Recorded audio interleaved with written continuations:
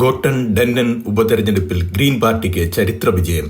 Labour party 3-ാം സ്ഥാനത്തേക്ക് തള്ളപ്പെട്ടു. British രാഷ്ട്രീയത്തിൽ വൻ അട്ടിമറി കുറിച്ചുകൊണ്ട് ഗോർട്ടൺ ആൻഡ് ഡെന്നൻ ഉപതെരഞ്ഞെടുപ്പിൽ ഗ്രീൻ പാർട്ടിക്ക് ചരിത്ര വിജയം. പാർട്ടിയുടെ സ്ഥാനാർത്ഥി ഹന്ന സ്പെൻസർ വൻ ഭൂരിപക്ഷത്തോടെ വിജയിച്ചതോടെ ഒരു വെസ്റ്റ്മിനിസ്റ്റർ ഉപതെരഞ്ഞെടുപ്പിൽ വിജയിക്കുന്ന ആദ്യ ഗ്രീൻ പാർട്ടി പ്രതിനിധിയായി അവർ മാറി. വടക്കൻ ഇംഗ്ലണ്ടിൽ നിന്നുള്ള പാർട്ടിയുടെ ആദ്യ MP കൂടിയാണ് ഹന്ന. ലേബർ പാർട്ടിയുടെ കോട്ടയായി കരുതപ്പെട്ടിരുന്ന ഇവിടെ ഭരണകക്ഷിയായ ലേബർ പാർട്ടി 3-ാം സ്ഥാനത്തേക്ക് പിന്തള്ളപ്പെട്ടു എന്നത് രാഷ്ട്രീയ കേന്ദ്രങ്ങളെ ഞെട്ടിച്ചിരിക്കുകയാണ്. മുൻ ലേബർ MP ആൻഡ്രൂ ഗിൻ ആരോഗ്യ കാരണങ്ങളാൽ രാജിവെച്ചതിനെ തുടർന്ന് ഇവിടെ ഉപതെരഞ്ഞെടുപ്പ് നടന്നത്. വോട്ട് നില ഇങ്ങനെ: ഹന്ന സ്പെൻസർ ഗ്രീൻ പാർട്ടി 14,980 വോട്ടുകൾ നേടി, അതായത് പോൾ ചെയ്ത വോട്ട് വിഹിതത്തിന്റെ 41%. മാറ്റ് ഗുഡിൻ റീഫോം UK 10,578 വോട്ടുകൾ നേടിയപ്പോൾ ആഞ്ചലിക്ക സ്റ്റോഗിയ ലേബർ പാർട്ടി 9,364 വോട്ടുകൾ നേടി. വിജയത്തിന് ശേഷം നടത്തിയ പ്രസംഗത്തിൽ വികാരധീനയായാണ് ഹന്ന സ്പെൻസർ സംസാരിച്ചത്. 34 വയസ്സുകാരിയായ താൻ ഒരു പ്ലംബറാണെന്നും ഒരിക്കലും ഒരു രാഷ്ട്രീയക്കാരിയാകാൻ ആഗ്രഹിച്ചു വളർന്നതല്ലെന്നും അവർ പറഞ്ഞു.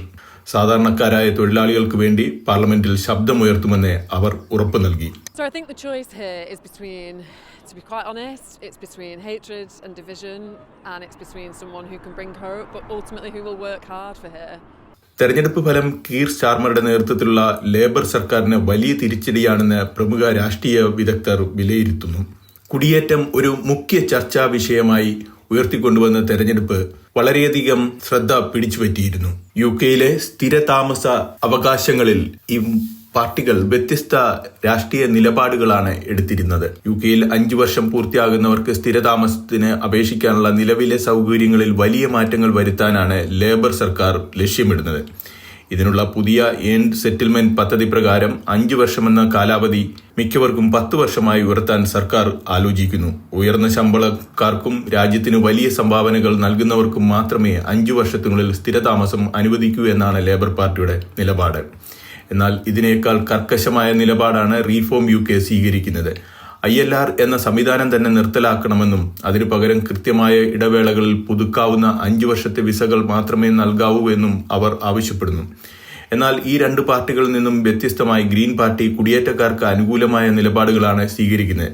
സ്ഥിരതാമസത്തിനുള്ള കാലാവധി വർദ്ധിപ്പിക്കുന്നത് മനുഷ്യത്വരഹിതമാണെന്നും നിലവിലെ 5 വർഷത്തെ കാലാവധി നിലനിർത്തണമെന്നും അവർ ആവശ്യപ്പെടുന്നു. കുടിയേറ്റക്കാരെ അനിശ്ചിതത്വത്തിലാക്കുന്നത് രാജ്യത്തിന്റെ സമ്പദ് വ്യവസ്ഥയും സാമൂഹിക ഐക്യത്തെയും ബാധിക്കുമെന്നാണ് ഗ്രീൻ പാർട്ടിയുടെ പക്ഷം. കുടിയേറ്റം മുഖ്യ ചർച്ചാ വിഷയമായി ഉയർത്തിക്കൊണ്ടുവന്ന ഈ തെരഞ്ഞെടുപ്പിൽ ഗ്രീൻ പാർട്ടി നേടിയ ചരിത്ര വിജയം ഈ വിഷയത്തിൽ ഒരു രാഷ്ട്രീയ പുനർവിചിന്തനം നടത്തുവാൻ മറ്റു രാഷ്ട്രീയ പാർട്ടികളെ പ്രേരിപ്പിക്കുമോ എന്ന് കാത്തിരുന്നു കാണാം. കൂടുതൽ വാർത്തകൾക്കും വിശേഷങ്ങൾക്കുമായി ബിലാത്തി വാർത്ത യൂട്യൂബ് ചാനൽ സബ്സ്ക്രൈബ് ചെയ്യൂ. നന്ദി, നമസ്കാരം.